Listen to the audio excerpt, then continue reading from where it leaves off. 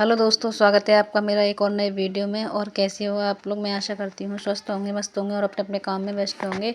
तो मैं हूँ आसमा और आपका स्वागत करती हूँ अपने नए ब्लॉग में। और बताओ आप लोग कैसे हो? तो दोस्तों, आज हम शुरुआत करते हैं सुबह के खाने से। तो मैं आज बना रही थी काशी फल। तो काशी फल के लिए मैं प्याज वगैरह काट ही रही थी। तो फिर मेरे मन में आया था एक ब्लॉग ही बना लें। मुझे टाइम कम मिल पाता है क्योंकि क्या करें, ज़िंदगी में बहुत बिज़ी चलती है।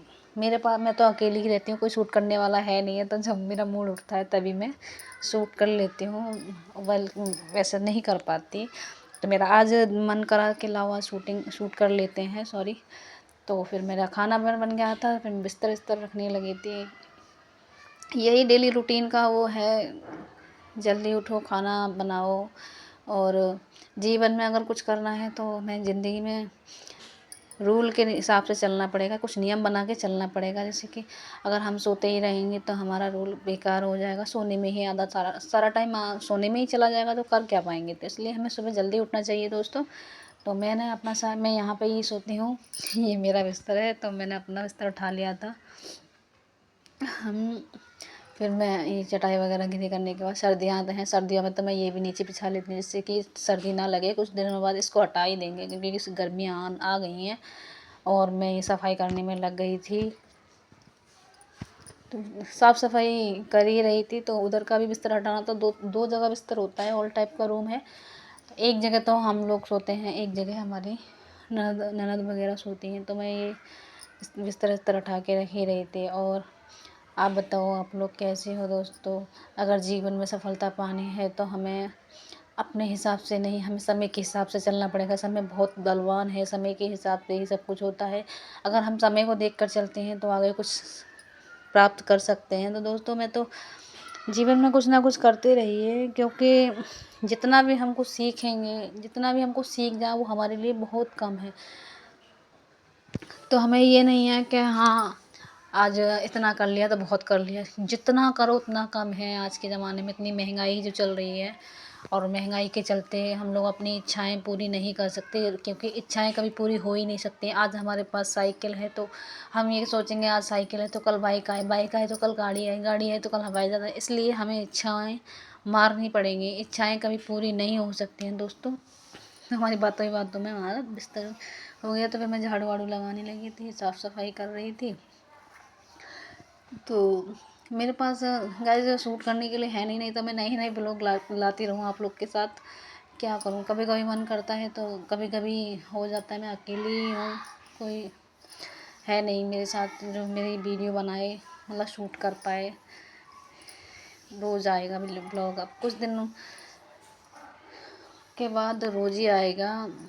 और मैं तो आप लोग से यही करूँगी कि अगर आपको कुछ करना है जीवन में तो जल्दी उठिए, नियम के अनुसार चलिए। और मैं घर में ही रहती हूँ, क्योंकि मैं चाहूँ तो मैं बाहर भी काम कर सकती हूँ, लेकिन मेरे हस्बैंड को नहीं अच्छा लगता है बाहर काम करना। तो मैं इसलिए घर में ही अपना जो करती हूँ वो अपने घर में ही करती हूँ। तो घर में रहकर भी पैसा कमाया जा सकता है अगर इंसान चाहे तो। तो मैं तो चाहती थी कि बाहर काम करूँ, जाऊँ, लेकिन मेरे हस्बैंड को अच्छा ही नहीं लगता है। तो फिर मैंने यही सोचा कि मैं नहीं जाकर भी मैं घर में ही कमा सकती हूँ। तो इसलिए मैंने सोचा चलो घर में ही कमा लेते हैं। तो मैं नहाने जा रही थी, काम हो ही गया था तो मैं नहाने जा रही थी, मैं शैम्पू वगैरह लेने आ रही थी। और नहा के आ ही गई। ये मेरी ननद के दो बच्चे हैं, कभी कभी मैं इनको दे देती हूँ कि बच्चे तुम शूट कर दो। कभी कभी बच्चे हैं, बच्चे के हिसाब से शूट कर पाएंगे, तो इसलिए ऐसा ही हो पाता है, नहीं देती हूँ। कैमरे पे ही उंगली लगा लेते हैं कभी कभी।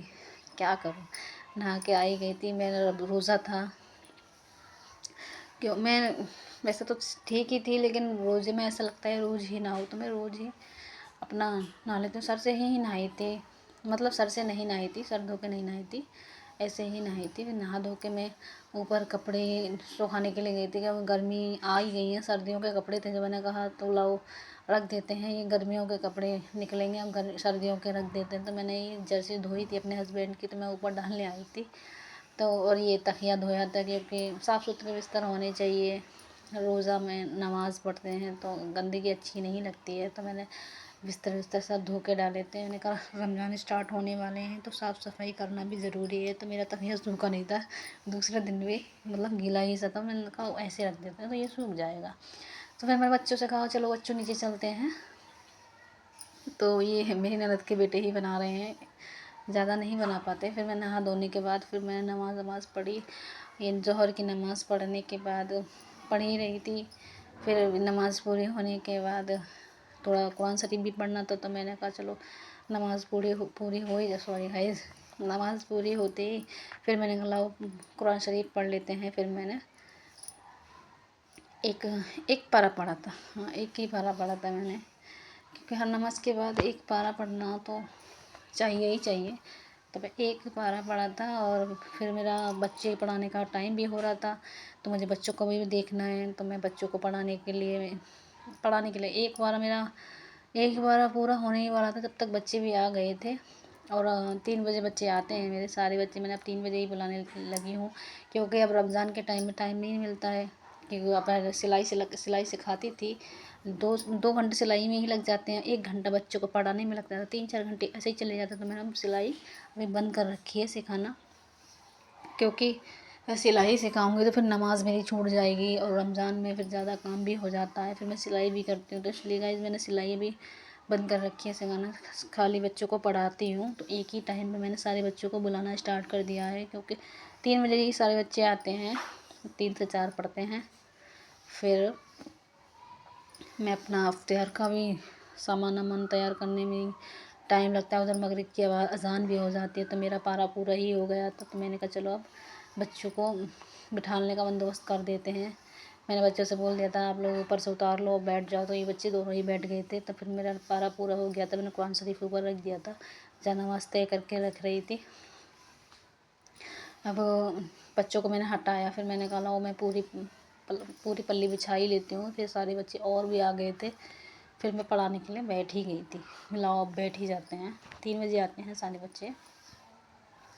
तो सही सिलाई की लड़कियां 3 बैठी हैं, ये सिलाई भी सीखती थी। तो ये आई थी कि मैं क्यों नहीं पढ़ा रही हूँ। मैंने कहा बच्चों ईद के बाद अब स्टार्ट करेंगे पढ़ने के लिए। तो ये लोग लास्ट बार आई थी, बातें कर रही थी, मैम पढ़ा दो, वो सिखा दो सिलाई, सिखा दो सिलाई। तो मैंने कहा बच्चों मेरी नमाज़ छूट जाएगी, इसलिए मैं नहीं सिखा सकती।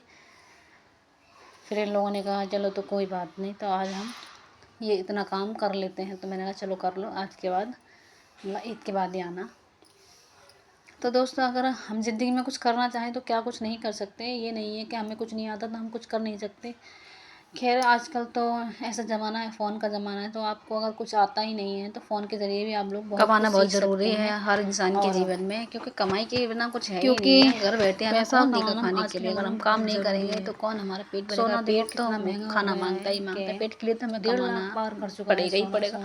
तो हम किसी के ऊपर क्यों निर्भर रहे हैं। हम अपने हाथों पे अपने हाथों पे बल रखें, अपने हाथों पे विश्वास रखें कि हाँ हम कुछ कर सकते हैं। रहना चाहिए, चाहे घर हो चाहे बाहर। दोस्तों मेरा तो यही कहना है कि घर में रहकर भी हम बहुत कुछ कर सकते हैं। देखिए मैं तो यही कहूँगी कि घर में रहिए। अगर आप नहीं कर पा रहे हैं बाहर, तो घर में रहकर भी बहुत कुछ कर सकते हैं। अगर आप पढ़े लिखे हैं तो आप बच्चों को भी पढ़ा सकते हैं।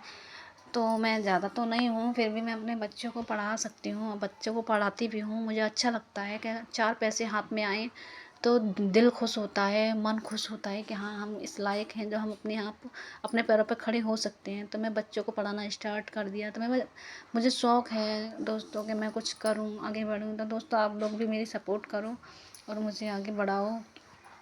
ये मेरे बच्चे पढ़ रहे हैं तो मुझे बहुत अच्छा लगता है जब ये बच्चे पढ़ते हैं और हाथों में पैसे देते हैं, फ़ीस ला के देते हैं, तो मेरा दिल बहुत खुश होता है। तो ऐसे लगता है कि हाँ हम कुछ कर सकते हैं ज़िंदगी में।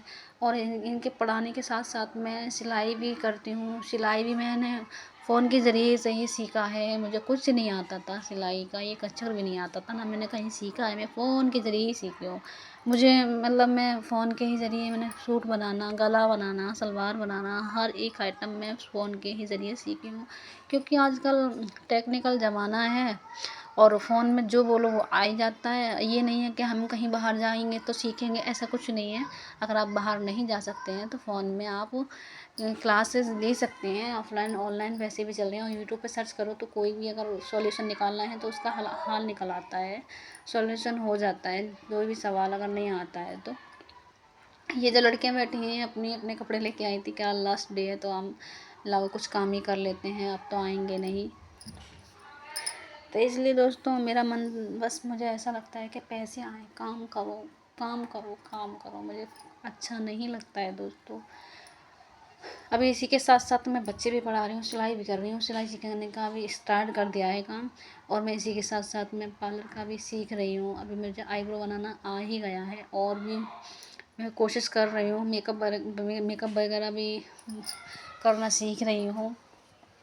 तो देखिए गाइस, सीखने की कोई उम्र नहीं होती है। अगर हम चाहें तो हम 60 के हो जाएं, चाहे 50 की हो जाएं, चाहे अच्छे 80 के हो जाएं, सॉरी गाइस, तो हम हर उम्र में सीख सकते हैं, क्योंकि सीखने की कोई उम्र नहीं होती है। और जितना आप लोग सीखोगे उतना ही जानोगे उतना ही आपकी वैल्यू बढ़ेगी, और उतना ही जानकारी आपको होगी, उतना ही आपको लोग समझेंगे, जानेंगे, बूझेंगे, आएंगे आप लोग के पास।